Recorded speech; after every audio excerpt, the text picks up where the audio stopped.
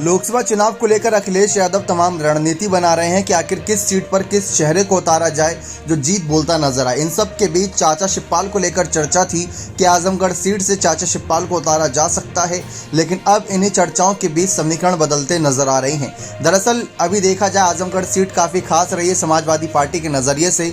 मुलायम सिंह यादव और अखिलेश यादव खुद इस सीट से चुनाव लड़कर जीत चुके हैं, तो ऐसे में बनी बनाई सपा की ये सीट है। और अगर निरहुआ यादव की बात कर ले, दिनेश लाल निरहुआ यादव जो बीजेपी के हालिया सांसद हैं, उनको जो जीत मिली थी वो 8000 वोटों के अंतर से जीत मिली थी। ज़्यादा बड़ा मार्जिन नहीं था, उसको सपा कवर कर सकती है और बसपा भी कवर कर सकती है, लेकिन सपा के चांसेस ज़्यादा हैं। इसी वजह से अखिलेश यादव की पार्टी में कहीं ना कहीं इस बात की उम्मीद जागी है शिवपाल को कि उनके बेटे आदित्य यादव को आगे किया जाएगा लोकसभा चुनाव में।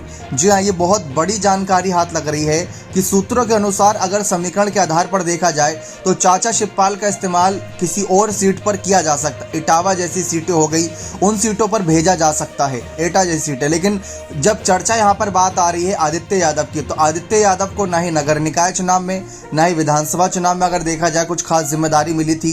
प्रसपा पार्टी में इनको प्रदेश अध्यक्ष पद की भूमिका मिली हुई थी, लेकिन प्रसपा तो अब विलय कर चुके हैं सपा में, तो अखिलेश से उम्मीद रखेंगे। एक चर्चा ये भी थी कि शिवपाल यादव जब अगर आजमगढ़ से चुनाव लड़ेंगे लोकसभा का और जो सीट खाली होगी विधायकी वाली चाचा शिवपाल की, उस सीट पर अगर उपचुनाव होगा तो वहां से आदित्य यादव को आगे किया जा सकता है और आदित्य यादव विधानसभा का चुनाव लड़के वहां आगे जा सकते हैं। या फिर अखिलेश की जो सीट खाली होगी, क्योंकि कई सीटें जो खाली होगी ये बात तय है, विधानसभा की कई सीटें खाली होंगी, लेकिन ऐसे में चाचा शिवपाल क्या उम्मीद लगाए बैठे हैं, आदित्य यादव क्या उम्मीद लगाए बैठे हैं और अखिलेश आदित्य यादव से क्या उम्मीद लगाए बैठे हैं। तो देखा जाए आदित्य यादव का भी काफ़ी बड़ा नाम हो चुका है, काफ़ी अच्छी पकड़ है उनकी राजनीति में, लेकिन अभी क्या सांसदीय चुनाव लड़ाना उनके लिए सही रहेगा, क्या ये फ़ायदेमंद रहेगा, ये देखना दिलचस्प रहेगा। क्योंकि दिनेश लाल यादव निरहुआ की ताकत को भी कम नहीं आंका जा सकता।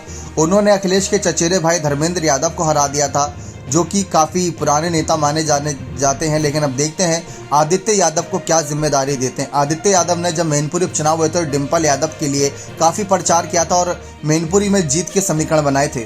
अगर प्रसपा पार्टी का विलय सपा में नहीं हुआ होता तो आप मैनपुरी से कैंडिडेट के तौर पर आदित्य यादव को देख रहे होते। जी हाँ, ऐसी खबरें थी कि आदित्य यादव सांसदी का चुनाव मैनपुरी से लड़ सकते थे, लेकिन ऐसा नहीं हुआ क्योंकि सपा प्रसपा विलय कर ली है।